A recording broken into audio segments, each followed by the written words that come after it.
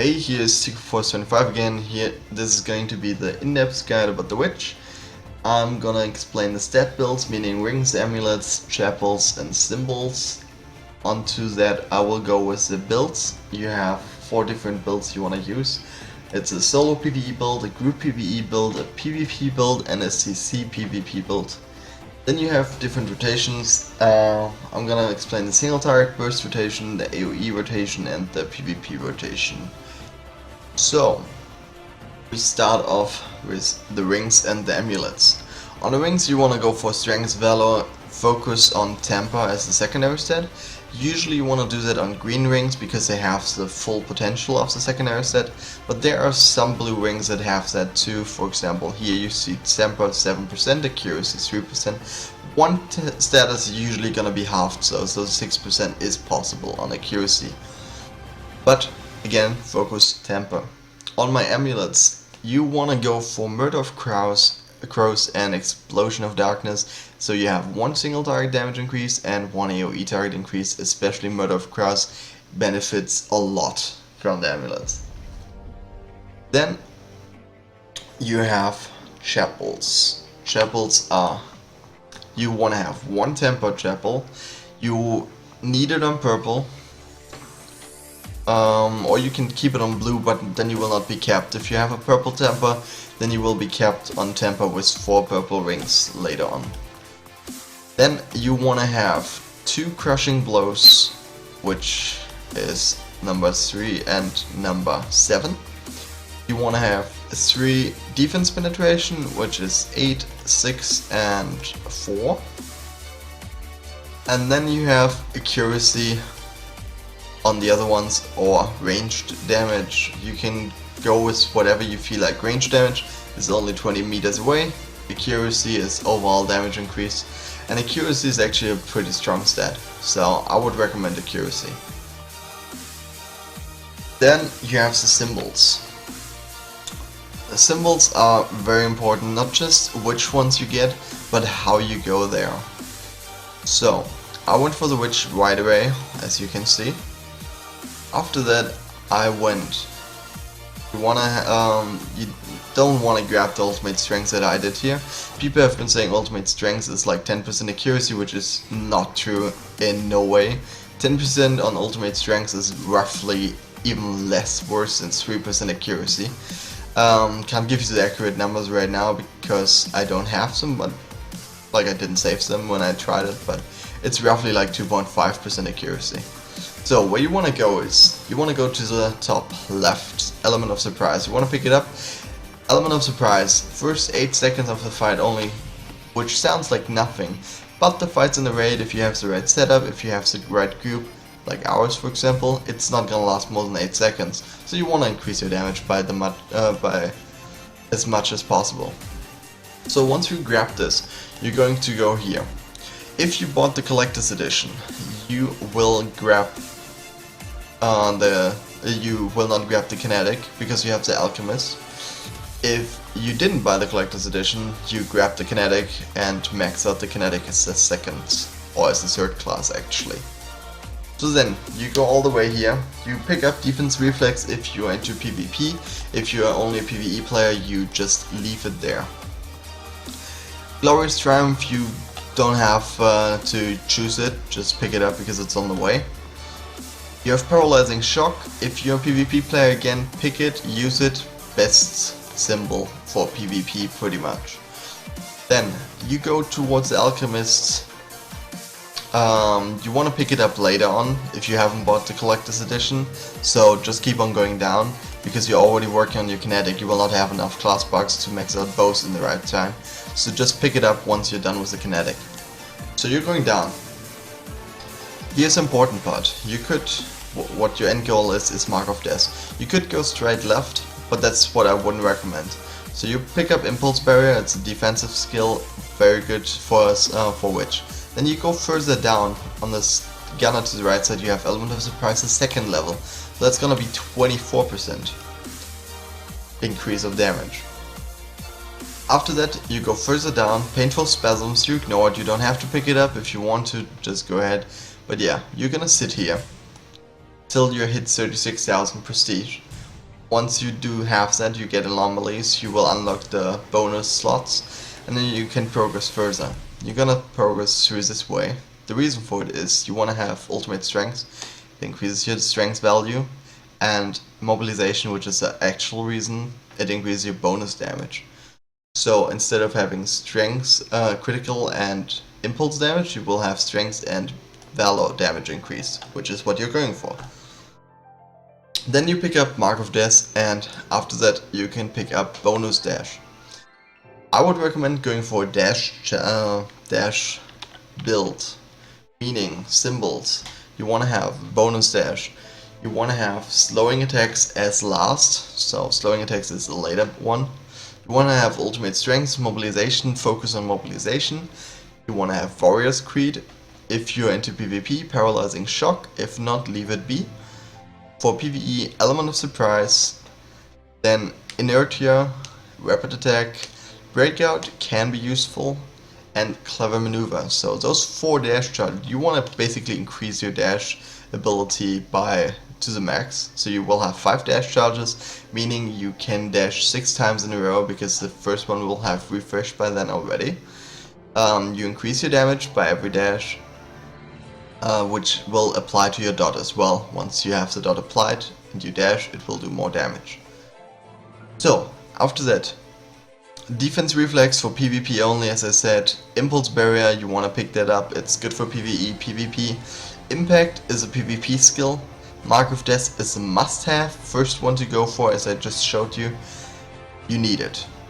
Then, on class symbols, you want to have Paladin, Archer, Kinetic, Alchemist, and the Witch symbol. If you're doing solo stuff, you can use the Berserker, but I wouldn't recommend it too much. And also the Slayer if you don't want to go for the Strength Valor build, but for the Strength Luck build. So those are the symbols. Next is the builds. So this is my standard solo PvE speedrun build. What do I have here? I have Witch Circles. It increases my Murder of Cross and Ring of Fire, which are both skills that you need for single target and AoE targets, AoE damage. So you want to increase it 20%. It's plain 20%. That's a lot. Then you have Out of Killing. Killer Crows no longer consume magic. It's your spam ability. If that would cost resource, you will be out of resource and basically cannot do anything except of doing Killer Crows, which you don't want because it doesn't have a lot of damage.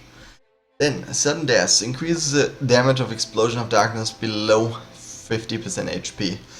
Doesn't sound too good, but you have nothing else you would want to change it for. I mean, if you want to have more sustainability, I would replace Sudden Death with Ninth Life, like if it's a failsafe. Or, if you want to have more CC, you should use Enchantment. Makes you have an 8-second CC every 40 seconds. Kinda helps you, but it really depends on your playstyle. I don't need both of them. I don't need any of them. So I'm fine with just going with the damage stuff. But if you need it, just go for Enchantment first. Try it out. If that doesn't work, go for Ninth Life as a failsafe. Next is Plague Wind. Epidemic spreads Taint for its full duration. Very important for solo runs because if you don't spread your Taint for its full duration, it's not gonna kill stuff. So what you're gonna do is you apply your Taint, you apply your dot, you dash forward once you applied it, and everything will die on the way. Then you have Flying on a Broom, of course, dash and mitigation by 80%. Family Broom combined with the weapon that gives you Living Helper increased damage will be making Living Assistant, or Living Helper as it's called here, worth using it on a boss in a single target. So you should have it. There's no other skill that would increase your damage by more than that. Bird of Apocalypse increases your Taint. Sure. Pretty obvious for trash clearing and also for boss fights, stuff like that. And then you have Terrifying Swarm. It doesn't sound too much to have a fear for 2.5 seconds. But if you speedrun stuff, you're just gonna pass everything. If you don't fear them, they might get a hit in before you pass them. And that might hurt actually, especially if you just run from one side to the end. So I'm gonna show you shortly what you wanna look out for on a speedrun. I'm not gonna do a full run right now, I'm just gonna show you what you look out for.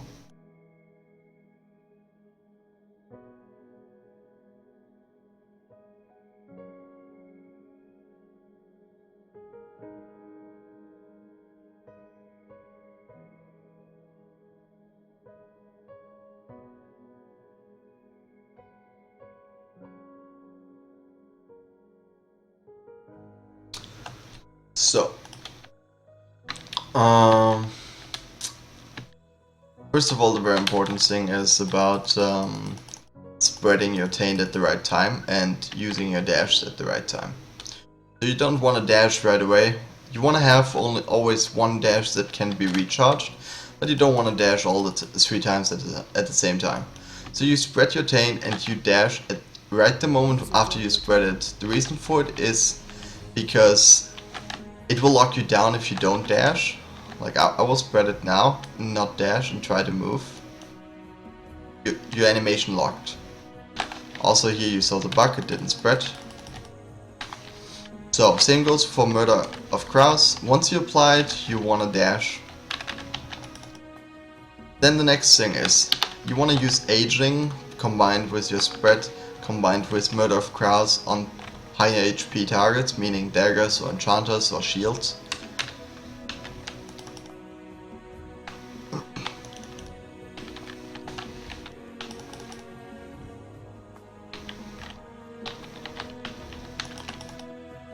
So that's basically the rules for speedrunning stuff.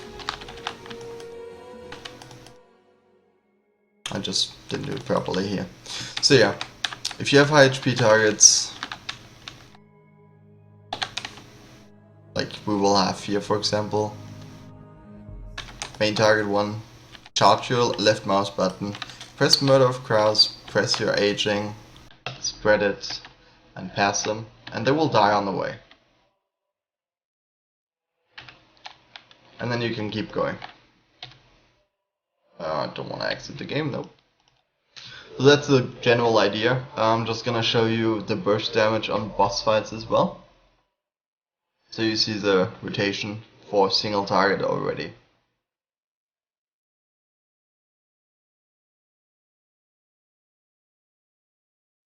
I will try to edit the loading times out actually, we'll see.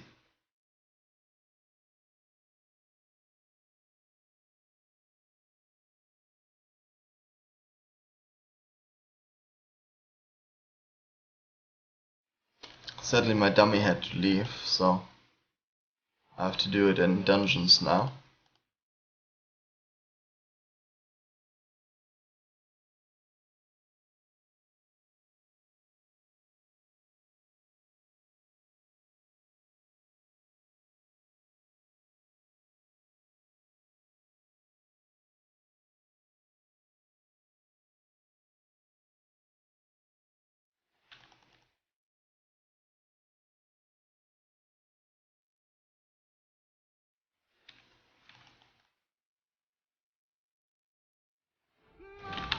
So here we go to the single target rotation. You charge your left mouse button, use your Murder of Crows, switch stance, use Ring of Fire on the ground, animation cancel it with right click, reapply your stacks and use your number 4 Dark Ritual. You can also use Envoys of Taint beforehand. I'm just not using Envoys of Taint at all. After that you just use your burst right away again. And use your Living Help after that, and then as soon as your burst is ready, you just do it again. That's your single target rotation pretty much on boss fights.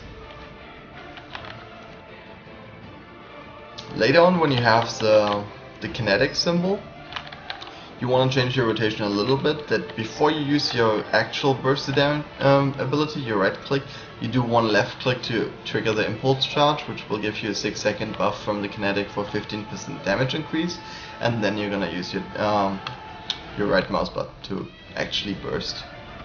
So for single target I would recommend using, as I said before, the weapon with living assistant increased damage, and for speedrunning for AoE targets, Taint is more than enough.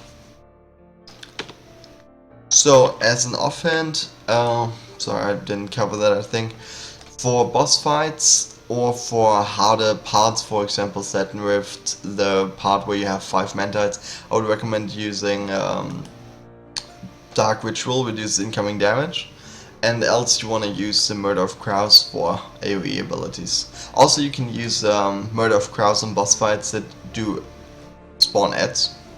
Same example, Satin Rift, last boss, spawns ads.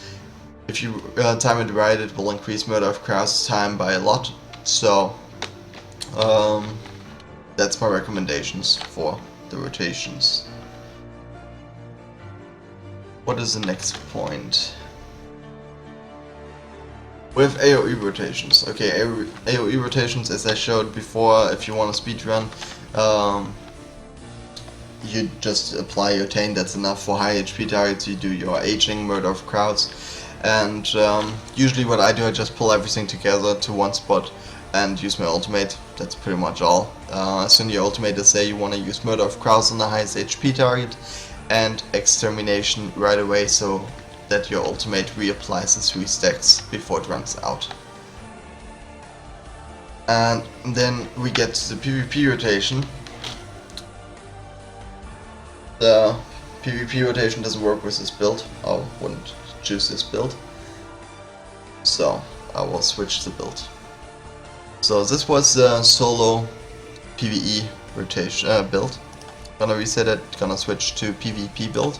So you want to use Black Panthers instead of Envoys of Taint. You want to use Witchfire depending on what kind of enemies you have. That's really a really high dependent skill. Then you have the choice between Bewitch and Transformation. I just prefer Bewitch. The reason for it is it's a 4-second AoE CC ability, which can only be not applied if the targets are invulnerable. So even some kind of CC immunity will still, Bewitch will still go through. Also, Transformation applies a shield, and if that shield is destroyed, which is usually the case if you're with random people, it will cancel the CC. So you waste 150 energy, the person is not CC'd for long, and you have to kind of combine it with 2 talent slots. So those talent slots would be wasted as well for a skill that barely does anything. Also not used against paladins, Lightbinders or necromancers, because they can remove the ability. So that's why Bewitch is just my favorite. You can do whatever you like, but I would recommend you use Bewitch as well. So, ability wise, for the standard PvP build you need Art of Killing, you want to use Witch Circles, you don't want to use Sudden Death, you get rid of it. Plague Wind, I would recommend it, but you don't have to take it, so that's a replaceable skill. Family Boom, you get rid of it, you don't use Living Assistant in PvP at all. You use your Taint, you are kind of a hit and run person, so you want to use your Taint increased damage, and you kind of want to use your Fear. So what else do you take? You have different choices. Ninth Life is a good failsafe, sadly easy to be worked around. You can do that, I would recommend it, I always use it, I always get mad at it, so take it. Then you have Evil Eye. Evil Eye sounds like an awesome skill. It's a 33% damage reduction, you have lots of talents, you have triple damage against shields. The problem is, what class can apply shields, actual shields that matter? The only shields that matter are Pally, where the damage doesn't matter and you can outplay the paladin easily if you stay in the middle of the field, because he will always charge against the teleporter and will not be able to hit you properly. Or Lightbinder shields. Lightbinder shields, if the Lightbinder is not a full retard, he will have CC immunity on his shields or CC reduction on his shields, so Evil Eye is not gonna work.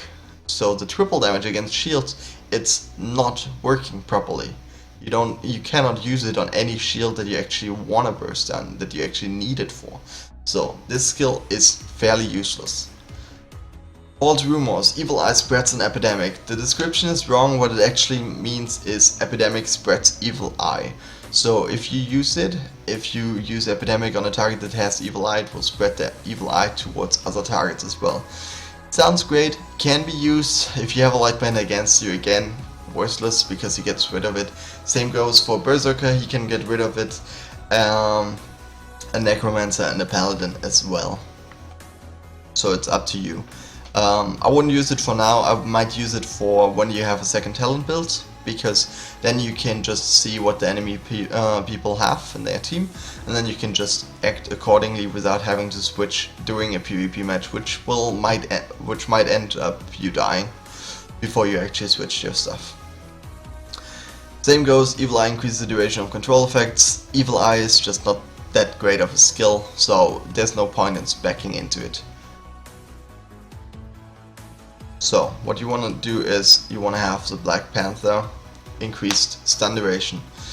So the reason for that is Black Panther only stuns for those 1.5 seconds, and you can animation cancel Black Panther. So as soon as you press your button, you dash and animation cancel it. That's why you want to use it with the symbol combined to make more use of your CC ability. And that's pretty much the general idea of a PvP build.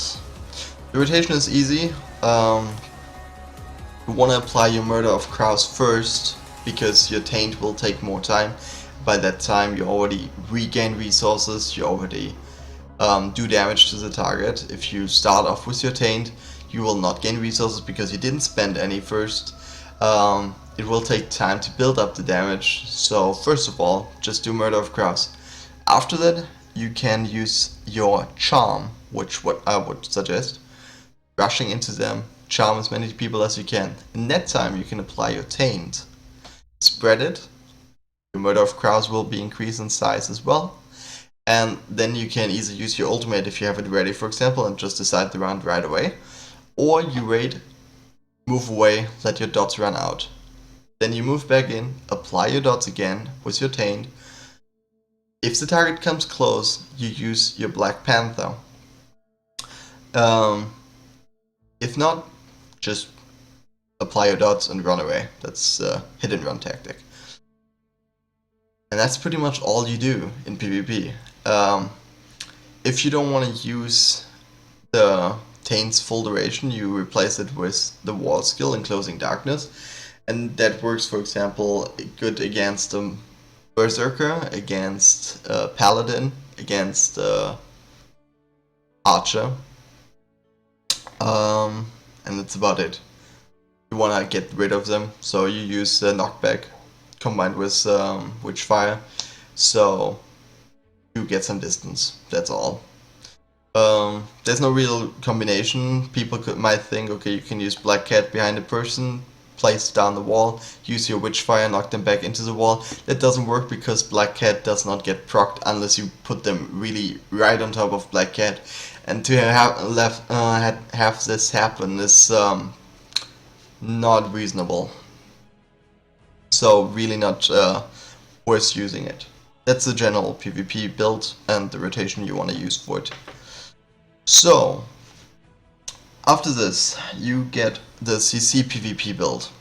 The CC PvP build means you get rid of every damage ability boost that you have. And what you're gonna do is you use the chicken.